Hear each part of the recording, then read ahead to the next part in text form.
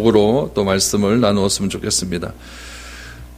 야곱은 바로 앞에서 자기의 인생을 이렇게 정의했습니다. 나그네 길이었다라고 정의를 했고 험악한 세월을 보냈다라고 자신의 인생을 말했습니다. 야곱은 하나님께서 왜 자신을 이스라엘로 바꾸고자 했는가에 대한 의미를 비로소 알게 되었죠. 그로부터 야곱 자신에게 일어난 고난의 의미가 해석이 되기 시작을 했습니다. 야곱은 자신이 하나님의 뜻에 순종하지 않은 만큼 험악한 삶을 살았다는 것을 그는 깨닫게 된 것입니다. 나그네의 고난과 험악한 시간의 이유는 하나님께서 빚으시고자 하는 손길에 자신의 삶과 의지를 하나님 앞에 온전히 내맡기지 못했기 때문에 일어난 일이라는 것을 알게 된 것입니다. 야곱은 점점 성숙한 사람이 되어져 갑니다. 영적인 분별력이 있는 사람이 되었습니다. 그래서 야곱은 인생 말년에 애굽에서 인생 말년을 맞이하게 되었죠. 그래서 인생 말년에 내가 해야 할 일이 무엇일까? 내가 이제 죽을 때가 가까이 온 것 같은데 해야 할 일이 무엇일까라고 생각을 하다가 그 해야 할 일을 알게 되었습니다. 그것은 바로 자신의 자녀들에게 하나님을 유업으로 물려주는 것, 하나님이 허락하신 그 가정에 신앙의 질서를 세우는 것, 그것이 내가 인생 말년에 해야 될 아주 중요한 일이라는 것을 깨닫게 됩니다. 그래서 이제 자신의 마지막 가는 길에서 지금 이제 요셉의 자녀들에게 축복하는 그런 장면이 오늘 본문에 소개되고 있습니다. 야곱이 자신의 마지막 기력을 어떻게 쏟아붓는지 오늘 여러분들과 함께 말씀을 나누고자 합니다. 우리 1절과 2절 말씀을 다시 한번 보시기 바랍니다.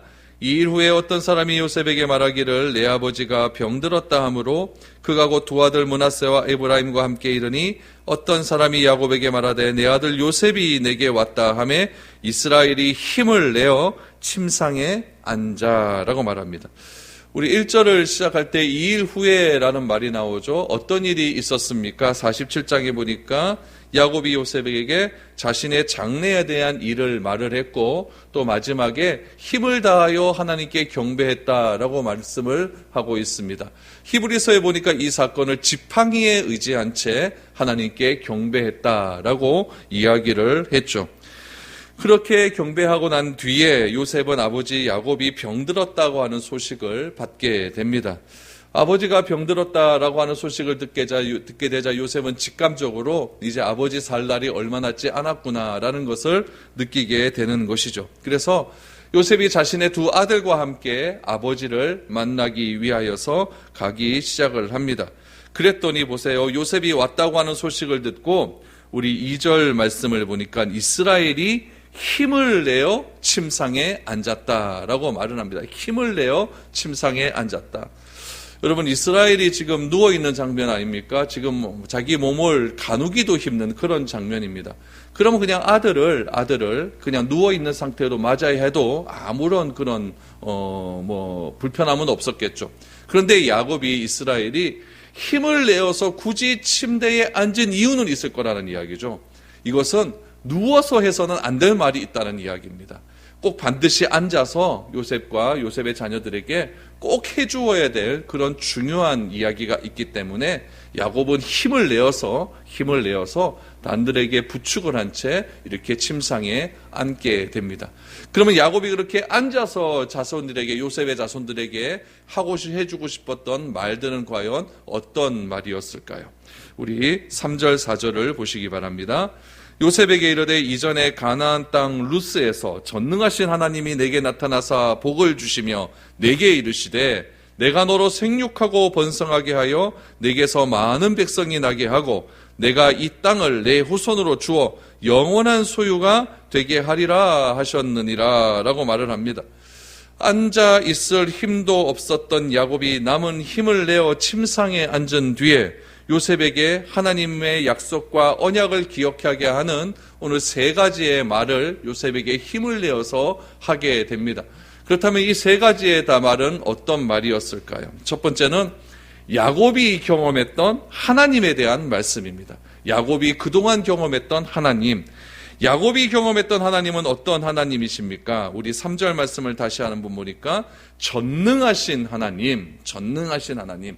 그 전능하신 하나님께서 나와 언약하셨다라는 사실을 지금 야곱은 요셉에게 강조하고 있는 것입니다. 그래서 야곱은 지금 힘을 내어서 앉아서 했던 첫 번째 말이가 내 인생의 전부를 통틀어서 내가 그 하나님을 말하자면은 하나님은 전능하신 하나님이었다. 전능하신 하나님이었다. 그래서 야곱은 말씀을 붙드는 것이 바로 신앙임을 말해주고 있는 것입니다. 그 전능하신 하나님이 어떻게 말을 해주셨느냐? 4절 말씀에 보니까 나에게 복을 주시고 내게 이르시기를 너는 생육하고 번성한다. 내게서 많은 백성이 나게 할 것이다. 이 땅을 내 후손에게 주리라 라고 이렇게 언약해 주셨다라는 이야기죠.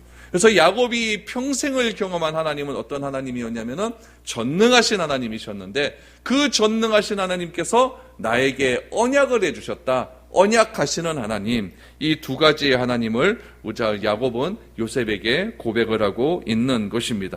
그 하나님을 어디서 만났다? 루스에서 만났다. 루스는 옛날에 베델이라고 하는 곳의 새로운 이름이죠. 그래서 베델에서 내가 하나님을 만났다. 루스에서 만났다. 그래서 생육하고 번성하게 되어 많은 백성이 태어날 것을 하나님으로부터 언약을 받았다라고 말씀을 해주시고 있습니다. 두 번째는 뭐에 대한 말씀일까요? 땅에 대한 말씀입니다. 하나님이 약속하신 땅은 애굽 땅이 아니라는 것이죠. 가나안 땅입니다. 지금 애굽에서의 지금 야곱의 삶이 어떠했을까요? 아주 윤택한 삶을 살고 있었죠. 기근도 피할 수 있었고 또 왕의 가축을 돌보는 그런 일도 함을 통해서 자신의 사회적인 지위가 굉장히 높이 올라갔다는 것을 알게 됩니다. 그러니까 야곱이 애굽으로 와서 이민으로 와서 어느 정도 자리를 잡았다라고 말할 수가 있을 것입니다. 우리 이민 간 사람들 이야기를 들어보면은 그 이민 가서 자리 잡기가 굉장히 힘들다고 이야기를 해요.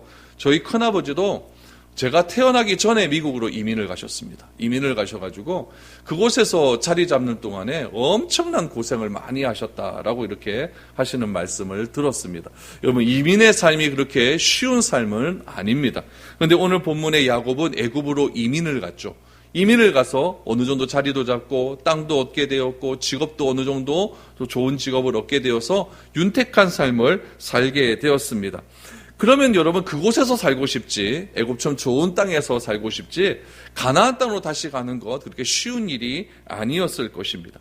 그러나 야곱은 마음속에 늘 언제나 생각하는 것이 있었습니다. 그것이 무엇이었냐면은 4절의 말씀처럼 하나님께서, 전능하신 하나님께서 나와 언약하신 그 언약의 내용은 무엇이냐면은 너희가 반드시 애굽에서 있는 것이 아니라 가나안 땅을 너희에게 주리라 라고 하는 그 땅에 대한 약속을 기억하고 있었다는 이야기입니다. 아무리 애굽의 삶이 좋다 할지라도, 아무리 애굽 땅이 윤택한 삶을 산다 할지라도, 아무리 애굽에서의 직업이 사회적으로 높은 직업의 직위에 오른 그런 곳이라 할지라도 그것은 내 것이 아니라 우리가 장차 가야 할 곳은 가나안 땅이다라는 것을 야곱이 알게 된 것입니다. 여러분, 야곱이 옛날 같았으면 그랬을까요? 절대 그러지 않았을 것입니다. 야곱은 어떻게 해서든지 많은 것을 쟁취하려고 했었고 어떻게 해서든지 눈에 보이는 좋은 땅에서 많은 부를 누리며 살고 싶었던 그런 삶이 야곱의 삶이었습니다. 그러나 야곱이 이스라엘로 바뀌게 되었고, 이름이 이스라엘로 바뀌게 되었고, 그 이스라엘로 바뀐 그 의미를 야곱이 알게 되자 하나님의 말씀이 생각이 나고, 하나님의 말씀이 생각이 나자 자신의 삶이 해석되기를 시작하는 것입니다. 그래서 야곱은 말을 합니다. 이제는 우리가 애굽 땅에서 살 것이 아니라 하나님께서 약속하신 그 가나안 땅으로 가야 될 것이다 라고 말씀을 해주시는 것이죠. 왜 그렇습니까?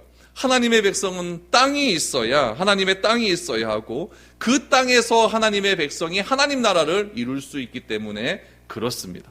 그래서 야곱은 요셉에게 말을 합니다. 우리가 가야 할 곳은 애굽이 아니라 가나안 땅이다.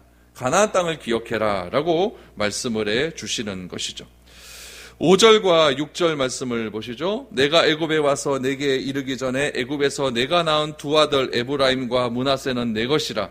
르우벤과 시므온처럼 내게 것이 될 것이요 이들 후에 내 소생은 내 것이 될 것이며 그들의 유산은 그들의 형의 이름으로 함께 받으리라. 세 번째 말씀은 무엇입니까? 요셉의 아들을 야곱의 아들로 삼겠다, 양자로 삼겠다라는 것입니다. 야곱이 힘을 내어서 지금 누워서 이야기하지 않고 앉아서 이야기하는 이유가 바로 여기에 있는 겁니다.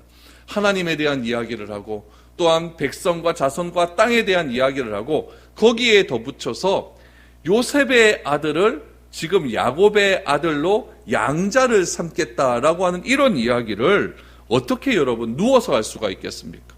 이건 앉아서 해야 되는 앉아서 힘을 내어서 의자에 앉아서 그렇게 이야기해야 되는 이유가 바로 여기에 있는 것입니다. 야곱은 자신이 세상을 떠나기 전에 해야 할 일이 무엇인가를 생각하는 거죠.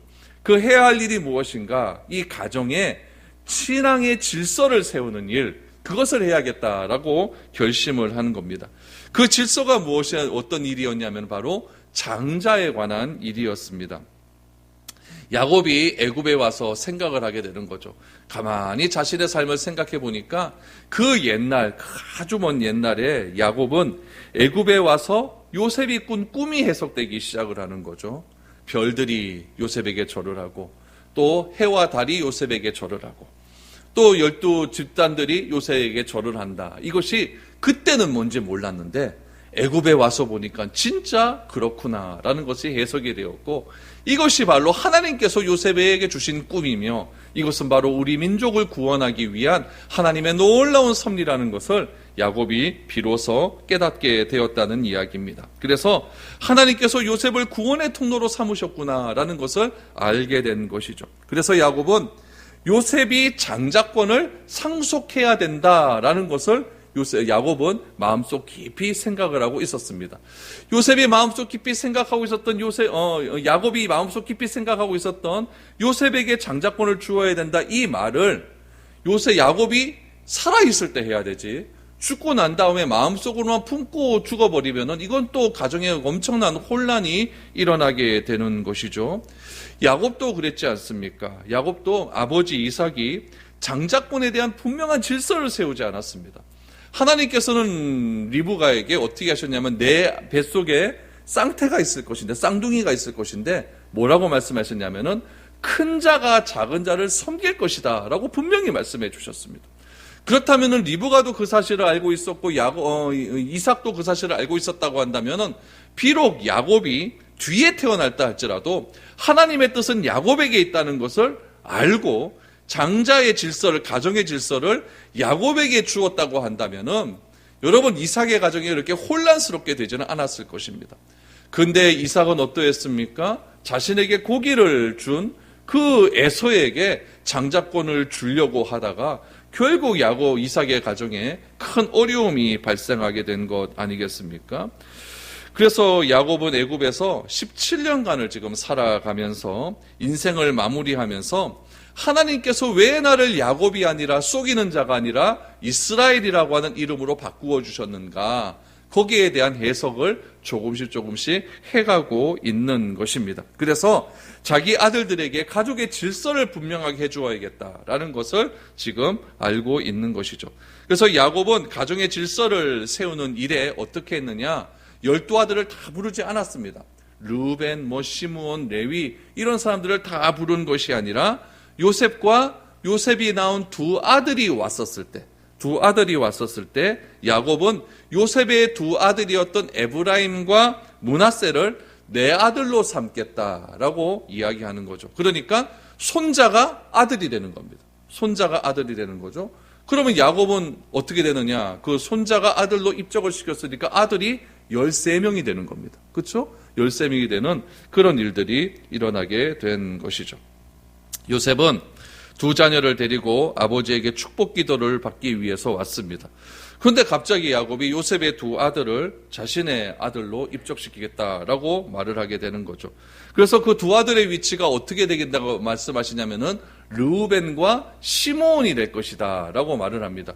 르우벤은 야곱의 첫 번째 아들 아닙니까? 시므온은 야곱의 둘째 아들입니다. 그런데 이 에브라임과 므낫세가 르우벤과 시므온의 위치가 될 것이다 라고 했으니까 이 에브라임과 므낫세가 첫째 아들, 둘째 아들이 될 것이다 라고 야곱은 지금 요셉에게 말을 하고 있는 것입니다.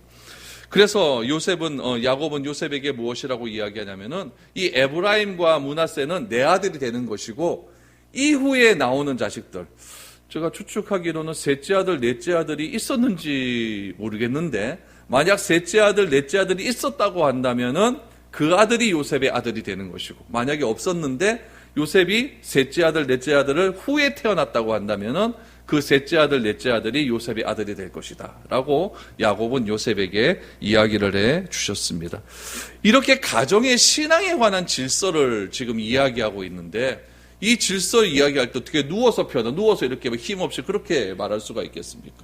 야곱이 힘을 내어서 의자에 앉은 이유는 이런 가정의 질서와 자신이 그동안 가졌던 하나님, 그 하나님이 나에게 어떤 하나님으로 존재했고 그 하나님이 나에게 어떤 언약을 해주셨는가, 이런 이야기를 해주시기 위해서는 야곱이 앉아야 된다라는 것을 알 수가 있는 것이죠. 여러분, 아브라함도 보십시오. 아브라함도 죽을 때에 어떻게 죽었냐면은 아브라함이 사라가 죽고 난 다음에 후처를 하나 뒀어요. 구두라라고 하는 후처를 두었는데 그 후처에게 낳은 자식이 몇 명이었냐면 6명이었습니다. 6명이었는데 아브라함이 죽을 때 어떻게 했냐면은 그 후처에게 나온 6명의 아들들에게 다 이렇게 유산을 배분해 주었어요.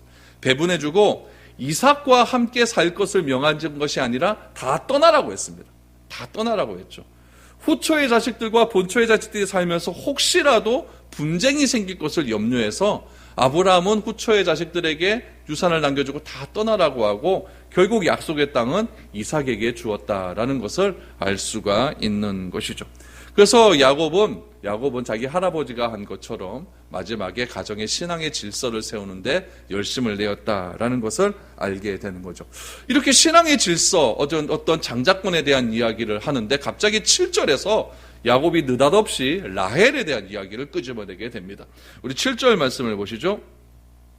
내게 대하여는 내가 이전에 밧단에서 올 때에 라헬이 나를 따르는 도중 가나안 땅에서 죽었는데 그곳은 에브랏까지 길이 아직도 먼 곳이라. 내가 거기서 그를 에브랏 길에 장사하였느니라. 에브랏은 곧 베들레헴이라 라고 말하죠. 밧단은 저기 밧단 아람 외삼촌 집이었죠. 거기서 이제 가나안 땅으로 내려오게 되는데 가나안 땅으로 내려오는 길에 어디로 가기를 원했냐면은 베델로 가기를 원했죠. 베델로 가기를 원했는데 그만 이 라헬이 가나안 땅으로 오는 도중에 베냐민을 낳다가 그만 죽고 말지 않았습니까? 그래서 야곱이 가장 사랑했던 라헬을 베냐민과 바꾸는 그런 일들이 일어나게 되었죠.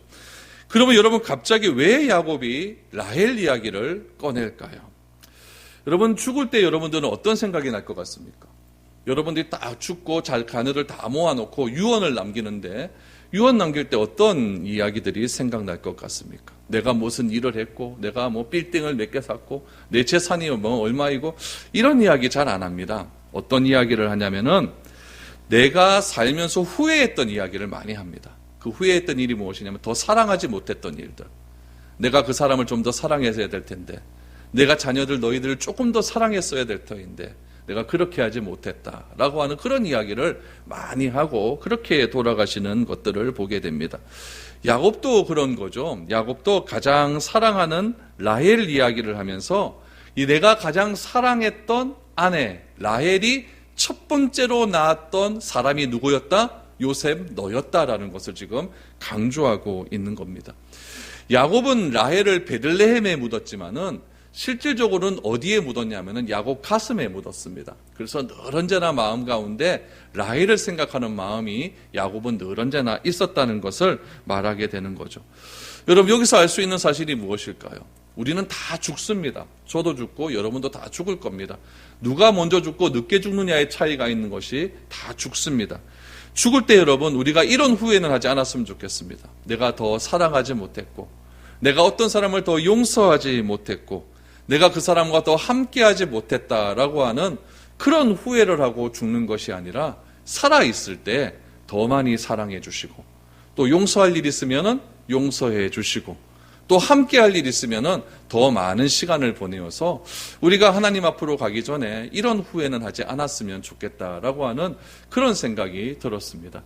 여러분, 마지막으로 여러분들은 자녀들에게 어떤 유언을 남길 겁니까? 어떤 유산을 남길 겁니까? 야곱은 요셉에게 말을 합니다. 내가 너희에게 줄 것은 신앙의 유산이다. 신앙의 유산이다. 믿음의 유산이다. 가정의 질서를 세우는 일이다. 내가 사랑하는 라헬과 더 많이 함께하지 못한 그 일이 생각이 난다. 라고 야곱은 요셉에게 말을 합니다. 그리고 야곱이 자신의 양자로 말을 한 입적을 하게 된 에브라임과 므낫세를 대한 이야기를 하게 되는 것이죠. 8절에서 11절까지의 말씀을 보십시오. 이스라엘이 요셉의 아들들을 보고 이르되 이들은 누구냐? 요셉이 그의 아버지에게 아뢰되 이는 하나님이 여기서 내게 주신 아들들이니이다. 아버지가 그들을 이르되 그들을 데리고 내 앞으로 나아오라. 내가 그들에게 축복하리라. 이스라엘의 눈이 나이로 말미암아 어두워서 보지 못하더라. 요셉이 두 아들을 이끌어 아버지 앞으로 나아가니 이스라엘이 그들에게 입을 맞추고 그들을 안고 요셉에게 이르되 내가 내 얼굴을 보리라고는 생각하지 못하였더니 하나님이 내게 내 자손까지도 보게 하셨도다 라는 말을 합니다. 지금 성경이 계속해서 야곱을 뭐라고 이야기합니까? 이스라엘로 이야기해요. 이거는 뭐냐면은 야곱이 지금 유언을 남기면서 마지막 이야기를 하면서 지금 굉장히 성숙해졌고 영적인 통찰력이 굉장히 커졌음을 이야기하고 있습니다. 이스라엘이 요셉의 아들들을 묻습니다. 이들은 누구냐? 요셉이 말을 하죠. 하나님께서 애굽에게 내게 주신 아들입니다. 그러자 야곱은 그들을 내게로 데리고 오라라고 말을 하면서 축복을 하겠다라고 이야기를 합니다. 여러분, 그래서 여기서 조금 우리가 좀 상상력을 동원해야 될 필요가 있습니다. 요셉이 있습니다. 요셉 뒤에는 누가 있냐면 에브라임과 므낫세가 있습니다. 지금 그 앞에는 누가 있습니까? 할아버지 야곱이 앉아 있습니다. 지금 할아버지께서 요셉에게 한 말을 에브라임과 므낫세가 다 들었습니다. 근데 뭐에 대한 이야기입니까? 가나안 땅에 대한 이야기입니다. 가나안 땅에 대한 이야기고 요셉 마음속에는 자신이 히브리인이다라고 하는 정체성이 분명히 있습니다. 그렇기 때문에 늘 언제나 하나님을 생각하는 삶을 살고 있었죠. 그런데 에브라임과 므낫세의 입장에서 보면 조금 다릅니다. 에브라임과 므낫세는 어머니는 누구였냐면은 이 애굽 땅의 제사장의 딸이었습니다. 그러니까 목의 혈통으로 보면은 애굽 사람의 피가 또 애굽 땅에 믿었던 그 신의 제사장의 피가 이렇게 흐르고 있다는 이야기죠. 에브라임과 므낫세는 태어나면서부터 한 번도 히브리인의 옷을 입고 살지는 않았습니다. 또 그 당시는 모계 사회였기 때문에 모계 어머니 쪽에서 이게 가정교육을 다 하기 때문에 어쩌면은 히브리인이 가져야 될 어떤 하나님에 대한 이야기는 아버지로부터 들을 수 있었을 것인데 그 하나님에 대한 이야기를 많이 듣지는 못했을 겁니다.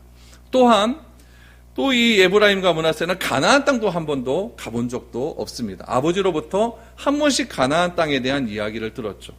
그러던 중에 어느 정도 성장을 했는데 갑자기 요셉의 가족이라고 하는 사람들이 70명이 한꺼번에 몰려들었습니다. 그리고 에브라임과 므낫세에게 소개합니다. 이분은 너의 큰아버지야. 이분은 너의 사촌 형들이야. 이분은 너의 작은아버지야.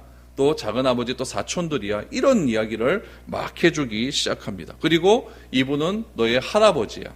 또 너의 할머니야. 이렇게 소개를 하는 거죠.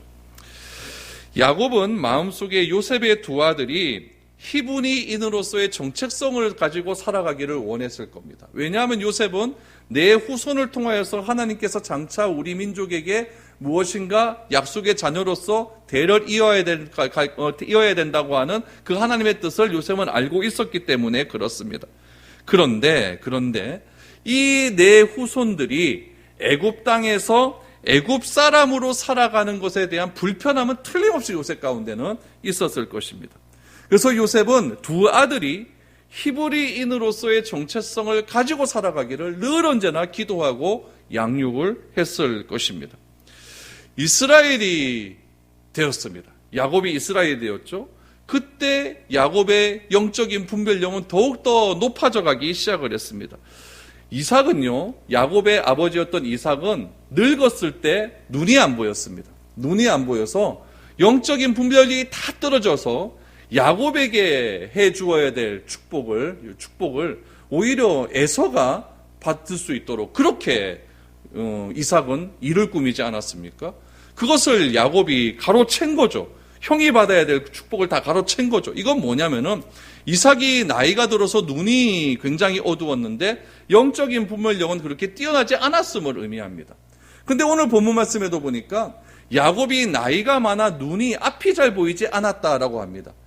육적인 앞은 잘 보이지 않았지만은 야곱의 마음 가운데는 하나님이 원하시는 그런 마음들, 영적인 통찰력은 더욱더 높아져 갔다는 것을 우리는 기억해야 됩니다. 이스라엘은 나이가 들면 들수록 하나님께서 나를 이스라엘로 만드신 이유를 점점점 더 잘 알고 있었다는 이야기죠. 자신의 삶에 대한 해석을 분명히 알 수 있었다는 이야기죠. 그것을 가지고 지금 어쩌면 히브리인으로서의 정체성이 별로 없는 므낫세와 에브라임을 축복하려고 합니다. 그들에게 어떤 축복을 하려고 하느냐? 너희는 비록 애굽 사람의 옷을 입고 한 번도 가나안 땅을 가보지도 못하고 어쩌면 하나님께 예배드리는 법도 잘 알지 못하는 너희들에게 너희의 정체성은 애굽에 있는 것이 아니라 가나안 땅에 있다. 너희의 정체성은 하나님을 믿는 것에 있다. 그것을 할아버지인 입장에서, 지금은 뭐 양자로 했으니까 아버지의 입장에서 간절하게 에브라임과 므낫세에게 말을 해주고 싶었다는 이야기죠. 그러면 저는 우리들도 이러한 삶이 일어났으면 좋겠습니다. 우리도 하루하루 나이가 들면서 우리 2021년 우리 1월이 되었으니까 또 한 살 더 드셨잖아요. 저도 한 살 더 먹었고 여러분도 한 사람 더 먹었지 않았습니까? 한 살 더 먹으면 꼭 거울을 보면서 하는 말이 있습니다. 아이고 또 눈가에 주름 하나 늘었네. 그렇지 않습니까? 우리의 겉사람은 날로 후패해질 것입니다. 그러나 사도 바울이 고백한 것처럼 우리의 겉사람은 날로 쇠약해지고 날로 늙어갈 거지만 나이가 들에 따라서 우리의 속사람은 날로 새로워질 수 있는 은혜가 우리 가운데 넘쳐나야 된다는 겁니다. 누구처럼요? 이 이스라엘처럼, 야곱처럼 그런 은혜가 넘쳐나야 된다는 거죠. 그래야만 우리의 후손들에게 이런 믿음의 후손을 온전하게 지금 전달할 수 있는 능력이 나타날 수 있다는 이야기입니다. 그래서 축복할 사람에게는 축복해주고 정리할 것은 정리해주고 그렇게 세상을 떠나야만 우리의 남은 후손들이 바른 삶을 살 수가 있는 겁니다. 신앙이라는 것이 도대체 무엇이겠습니까? 질서 있게 사는 것 아니겠습니까? 무질서한 삶을 질서 있게 사는 것, 그것이 신앙의 삶 아니겠습니까?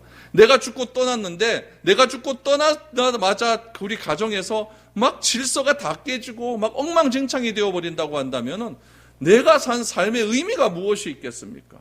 내가 있었을 때는 괜찮은데 내가 떠나고 나니까 엉망진창이 돼요. 이거는 여러분 잘못한 거죠. 마지막을 잘못한 거죠. 그래서 야곱은 지금 그 작업을 하고 싶은 거예요. 그 작업을 하고 싶은 거예요. 자기 손자들에게 히브리인의 정체성을 딱 주고 너의 뿌리는 하나님이다. 너는 하나님의 후손으로서의 삶을 살아야 된다. 그것을 분명하게 해주고 싶었던 것입니다. 그래서 12절부터 14절을 보십시오.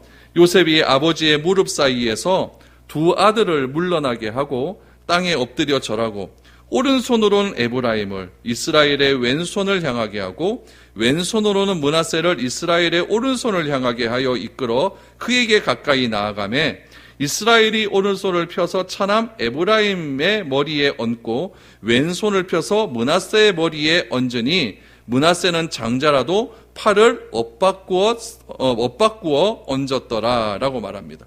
지금 요셉이 자신의 두 아들을 데리고 가죠. 두 아들을 데리고 가서 큰 아들 므낫세는 야곱의 오른편에 앉혔고 왼편에는 에브라임을 차남 에브라임을 앉혔습니다. 그렇게 앉혀서 아버지 축복해 주십시오라고 이렇게 이야기를 한 거죠. 유대인은요, 이 오른손에 대한 생각이 굉장히 특별합니다. 그래서 오른손은 무엇을 생각하냐면은 축복, 권능, 능력의 팔이라고 생각을 하고 있습니다. 그렇기 때문에 반드시 기도할 때는 오른손으로 안수를 해 주어야 됩니다. 그래서 요셉은 자신의 큰아들이 므낫세이기 때문에 므낫세를 이쪽에다 놔둔 거죠. 놔두고 에브라임을 이쪽에 놔뒀는데 지금 야곱은 어떻게 합니까? 팔을 이렇게 거꾸로 이렇게 하는 거죠. 차남 쪽에다가 오른손을 얹고 장남 쪽에다가 왼손을 이렇게 얹게 돼요. 여러분 지금 야곱은 147살 노인입니다. 어느 정도로 노인이었느냐? 나이가 많아서 앞도 잘 보이지 않습니다. 그리고 누웠다가 일어나는 것도 굉장히 힘겹습니다. 그런 노인이 이런 팔을 이렇게 하는 것은 쉬울까요? 안 쉬울까요? 굉장히 어려운 일입니다. 그 힘든 일을 지금 야곱이 이렇게 하고 있는 거예요. 야곱은 요셉에게 이들이 누구냐라고 이렇게 물었습니다. 물었을 때부터 야곱은 마음 가운데 차남인 에브라임에게 오른손으로 축복해야겠다. 장남인 므낫세에게는 왼손으로 축복해야겠다라고 하는 그런 마음이 있었습니다. 야곱이 오늘 이 사건이 있기 전에는 어떠했을까요? 야곱은 틀림없이 기도했을 겁니다. 하나님 누구에게 장자의 축복을 줘야 할까요? 야곱은 장자권에 대한 생각을 깊이 했습니다. 르우벤은 여러분 어땠어요? 서모 비라의 관계 때문에 탈락을 했죠. 장자권에서 탈락을 하지 않습니까? 둘째 아들, 셋째 아들이었던 시므온과 레위는 어떤 사건 때문에 탈락했냐면은 디나 사건으로 인해서 세겜성 사람들을 막 살육하지 않았습니까? 그것 때문에도 탈락을 했어요. 넷째 아들 유다는 어떻습니까? 유다는 야곱이 애굽으로 오는데 아주 결정적인 역할을 하는 사람입니다. 그런데 이 유다는 어떤 장자가 되었냐면 영적인 장자가 됩니다. 그래서 유다의 후손에서 다윗이 나오고 다윗의 후손 가운데 누가 나옵니까? 예수님이 나오게 됩니다. 그래서 유다는 영적인 장자로서의 역할을 하게 되는 겁니다. 그래서 야곱은 누구에게 장자권을 줘야 되느냐? 11번째 아들이었던 요셉에게 장자권을 주게 됩니다. 그리고 요셉의 두 아들을 자신의 아들로 입양을 하면서 요셉이 낳았던 첫 번째 아들이었던 므낫세에게 장자권의 오른손을 주는 것이 아니라 둘째 아들이었던 에브라임에게 오른손으로 축복함을 통하여서 모든 우리의 생각과는 정반대의 생각으로 하나님은 일하신다는 것을 야곱은 지금 이 사건을 통해서 알게 되는 것입니다. 그래서 이스라엘은 팔을 이렇게 어긋나게 하면서 이렇게 기도를 하게 되는 거죠. 그러면서 이렇게 기도를 합니다. 15절, 16절 말씀을 보십시오. 그가 요셉을 위하여 축복하여 이르되 내 조부 아브라함과 아버지 이삭이 섬기던 하나님, 나의 출생으로부터 지금까지 나를 기르신 하나님, 나를 모든 환난에서 건지신 여호와의 사자께서 이 아이들에게 복을 주시오며 이들로 내 이름과 내 조상 아브라함과 이삭의 이름으로 칭하게 하시오며 이들이 세상에서 번식되게 하시기를 원하나이다 라고 말합니다. 야곱은 요셉을 위해서 이 두 아들을 축복을 합니다. 그런데 여러분, 야곱이 부르는 하나님을 다시 봐야 됩니다. 어떻게 보냐면은 내 조부 아브라함과 아버지 이삭이 어떻게 하던 하나님? 섬기는 하나님이라고 부릅니다. 야곱이 평생 경험했던 하나님은 할아버지와 아버지가 하나님을 섬기는 일이었습니다. 그런데 여러분, 이 섬기다라고 번역된 이 말을 우리가 조금 생각을 좀 해봐야 됩니다. 오늘 이 15절에 나오는 아버지 아브라함과 아버지 이삭이 섬기던 하나님, 이 섬기다라고 하는 말의 히브리어가 뭐냐면은 할라크라는 말입니다. 할라크. 근데 이 할라크라고 하는 말의 의미가 뭐냐면은 걷다라는 뜻이에요. 걷다. 우리 함께 이렇게 걷는 거였죠. 걷다, 또 가다, 오다, 이런 뜻을 가지고 있어요. 걷다, 가다, 오다. 이것을 내 할아버지와 아버지가 했다는 거예요. 그러니까 요 15절의 말씀은 요 섬기다라고 이렇게 번역한 말보다는 어떤 말이 훨씬 더 좋냐면은 내 할아버지 아브라함과 내 아버지 이삭이 함께 걸어다녔던 하나님. 함께 걸어다녔던 하나님. 다시 말하면은 함께 동행하던 하나님. 이것이 훨씬 더 본문에 맞는 해석입니다. 그래서 이 신앙이라고 하는 것은 무엇이냐면은 하나님과 함께 동행하는 겁니다. 우리 찬송 불렀듯이 내 주 예수 모신 곳이 그것이나 하는 하나님 나라. 하나님과 늘 언제나 동행하는 삶, 그 동행하는 삶이 에녹의 삶 아니었습니까? 그래서 신앙이라고 하는 것은 뭐냐? 늘 언제나 하나님과 손잡고 함께 걷는 겁니다. 함께 걷는 거예요.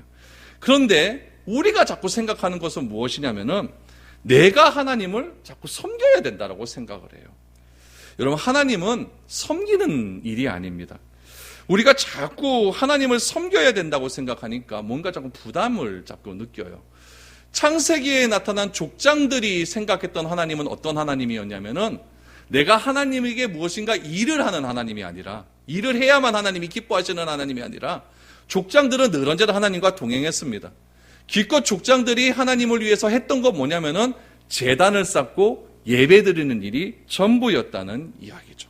그래서 야곱도 그 하나님을 어떻게 이야기하느냐, 오늘 15절 말씀을 다시 한번 보시죠. 15절에 보니까 나의 출생으로부터 지금까지 나를 기르신 하나님, 기르신 하나님.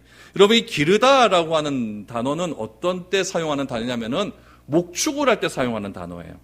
그러니까 이스라엘의 직업은 목축업 아닙니까? 그러니까 양을 내가 기른다라고 할 때 사용하는 단어가 이 오늘 본문에 나타나고 있습니다. 그런데 이것이 사람에게 사용을 하면은, 동물에게 사용하면 기르다라고 하는 것이 되는데, 사람에게 사용할 때는 사귀다라는 뜻이 됩니다. 사귀다, 교제하다, 친밀감을 더하다, 이런 뜻이 되어버려요.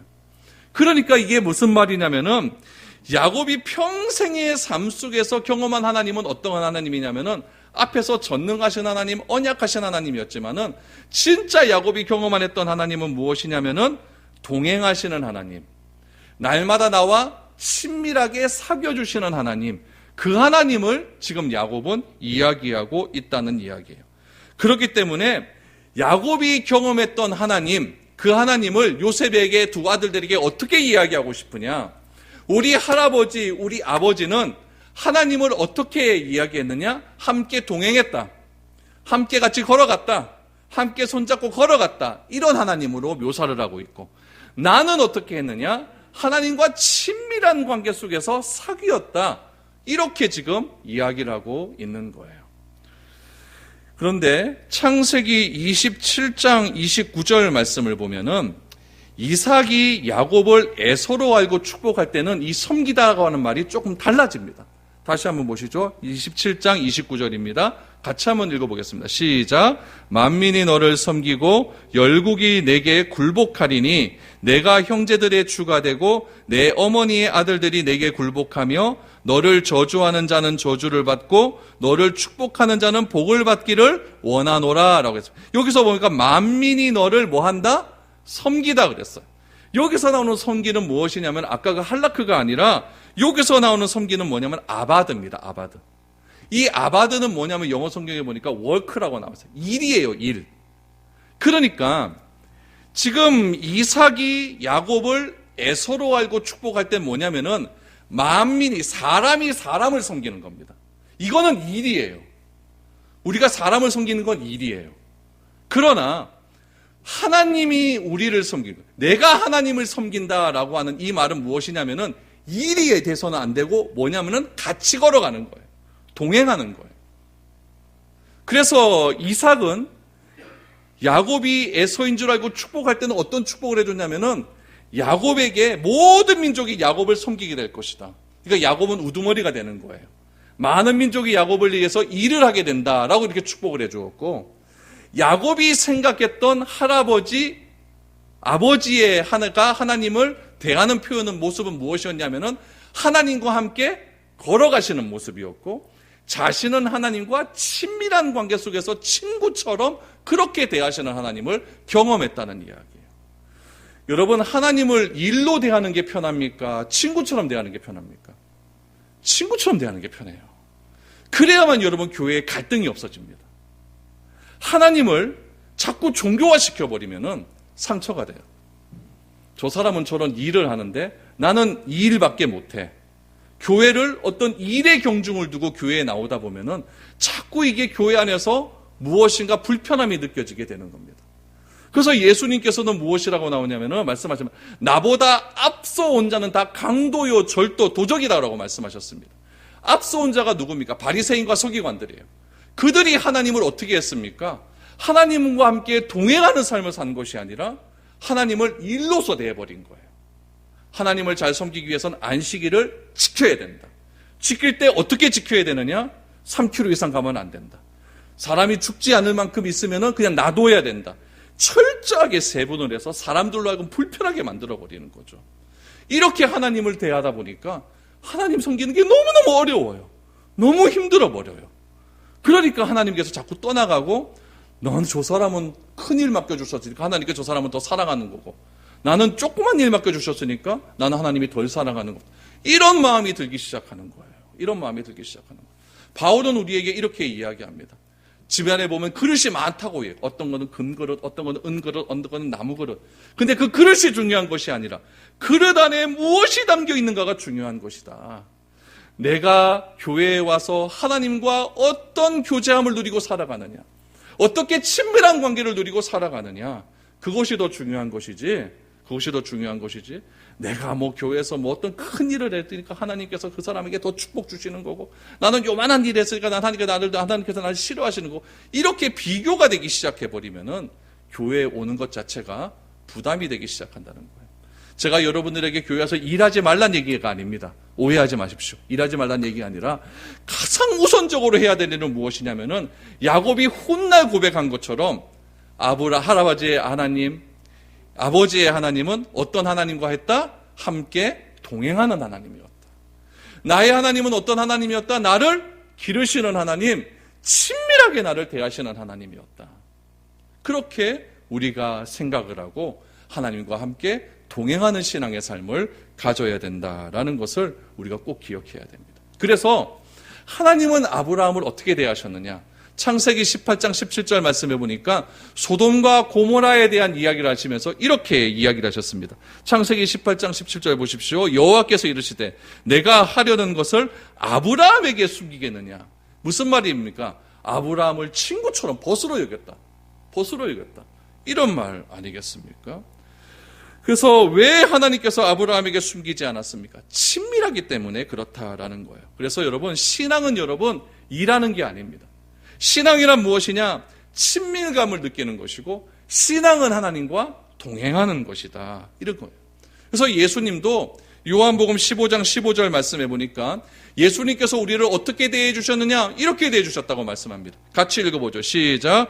이제부터는 너희를 종이라 하지 아니하리니 종은 주인이 하는 것을 알지 못함이라. 너희를 친구라 하였노니 내가 내 아버지께 들은 것을 다 너희에게 알게 하였음이라. 아멘. 하나님은 아버지로부터 들은 모든 것을 우리에게 다 알려주셨습니다. 왜 그렇습니까? 친구기 때문에.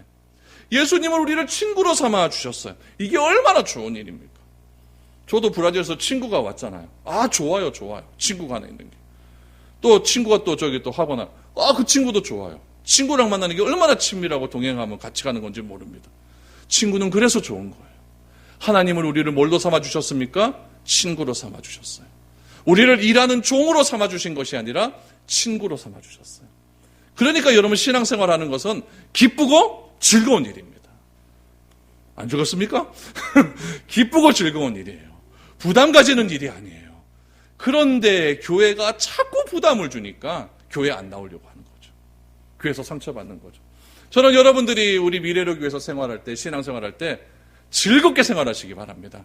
어차피 한번 신앙생활하고 즐겁게 해야 되지. 뭐 자꾸 싸우고 불평하고 뭐 티격태격 이럴 필요가 없는 거예요. 하나님과 동행하면서. 하나님이 내 친구가 되어주셨다. 그것이 난 너무너무 좋다. 세상에 어떤 친구보다 나는 예수 내 친구, 그분이 내 친구 되어주시니 너무너무 좋다. 그 믿음 가지고 한 걸음 한 걸음 신앙생활 하는 겁니다. 예수님도 제자를 부르실 때 뭐라고 하십니까? 나를 따르라. 내가 너로 사람 낚는 어부가 되게 하리라 라고 말씀하지 않습니까? 예수님께서 제자들을 꾸짖습니다. 뭐라고 꾸짖었느냐? 너 왜 그 일 안 하느냐? 너 왜 그 일을 안 했느냐? 이런 거 갖고 한 번도 꾸짖지 않았어요. 너의 믿음이 약하느냐? 왜 믿음이 없느냐? 왜 나를 믿지 못하느냐? 이 믿음이 작은 자들아. 이 믿음 갖고 꾸짖기 시작했다는 이야기예요. 예수님과 제자들과 함께 동행하는 날이 얼마 남지 않았는데 왜 너희 믿음이 그것밖에 되지 않느냐? 이것 갖고 예수님께서 한탄하시면서 제자들을 꾸짖은 일이 신약 성경에 많이 나오지 않습니까? 그래서 야곱은 요셉의 두 아들을 위하여서 이렇게 축복해 줍니다. 하나님 믿는 거 쉽다. 하나님과 동행하는 일이다. 아직 하나님에 대해서 누군지 잘 모르는 애굽에 사는 두 손자들을 위해서 이렇게 축복을 해 주는 겁니다. 이런 할아버지 좋습니까? 안 좋습니까? 진짜 좋지 않습니까? 저는 여러분들도 손주들에게 그런 축복을 많이 해줄 수 있기를 바랍니다. 하나님 믿는 거 즐겁다. 하나님 믿는 거 즐거운 일이다. 재밌는 일이다. 좋은 일이다. 행복한 일이다. 나도 그렇게 하나님을 믿으며 살아왔다. 그리고 16절에 보니까 야곱은 하나님을 어떻게 표현합니까? 환난에서 건지신 하나님이라고 말합니다. 환난에서 건지신 하나님. 여러분, 이 환난이란 단어도 조금 좀 잘못됐어요. 여러분, 환난에서 건지신 하나님, 그러니까 나에게 환난이 오면 무조건 하나님께서 나를 환난 중에서 건지셔야 되는 것 같고, 나에게 환난이 안 와야 될 것 같은데 왜 하나님 자꾸 나에게 환난을 주십니까? 라고 말을 하는데, 이것도 보면은 이 환난에서 건지신 하나님이 아니라 모든 악에서 건지신 하나님, 이렇게 번역이 났습니다. 모든 악에서 건지신 하나님. 이렇게 되어버리면 뭐가 되냐면은 환난이 나에게 찾아와요. 어려움이 찾아와요. 어려움이 찾아오게 되면 내가 악으로 빠질 가능성이 많습니까? 안 많습니까? 많아요. 그러니까 하나님은 어떤 분이시냐? 내가 고난이 오고 나에게 어려움이 찾아온다 할지라도 그 고난과 어려움 속에서 나를 악으로 빠지지 않도록 나를 보호해 주신 하나님이에요. 그래서 예수님은 기도에서 이렇게 말씀해 주십니다. 모든 악에서 나를 구원하소서. 모든 악에서 나를 구원하소서. 그래야만 나에게 닥치는 환난이 해석이 되는 거예요. 하나님, 내가 암만 기도해도 이 고난이 잘 해결이 안 돼요. 그럼 하나님 나 버리셨다. 이게 아니라 여러분 고난 속에서도 여러분들이 기도한다는 증거가 뭐냐면은 악으로 빠지지 않도록 하나님께서 여러분들 붙들고 계시는 거예요.